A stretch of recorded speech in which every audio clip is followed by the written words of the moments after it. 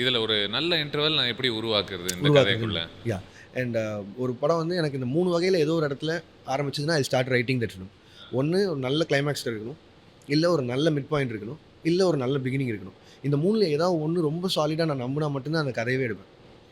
So இந்த 3ல அந்த high இல்லாம அந்த கதை நம்ம பண்ணி பிரயோஜனமே இல்ல. மேபி நான் நரேஷன் சொல்லி அது எல்லாருக்கும் புடிச்சு போய் அப்படி இருந்தும் நான் ட்ராப் பண்ண கதைகள் இருக்கு.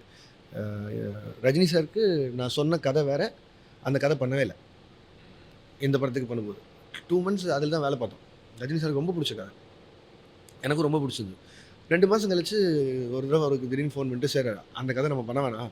நான் நேர்ல வந்து உங்கள மீட் பண்றேன். வேற ஒரு கதை சொல்றேன்னா." "என்னாச்சு இந்த ரிலீஸ் நான் வந்து சொல்றேன்னு" சொல்லி. அப்படி சொன்னது தான் கூலி. கூலி. ம். சம்வேர் டவுன் தி லைன் ஏன்னா ஏதோ ஒண்ணு உட்காந்துருக்கு. இது இன்னும் எக்ஸைட்டிங்கான ஒரு விஷயமாக இருக்கும். Somewhere down the line I lost excitement towards that film. And எனக்கு அந்த எக்ஸைட்மென்ட் வேணும்னா திருப்பி I need to work for like an year to get in. நான் ரஜினி சாரோட பிரைம் டைமையும் அப்படி வேஸ்ட் பண்ண முடியாது. ஸோ ஓகே லெட்ஸ் டூ கூலின்னு சொல்லி அதுக்கப்புறமா தான் இது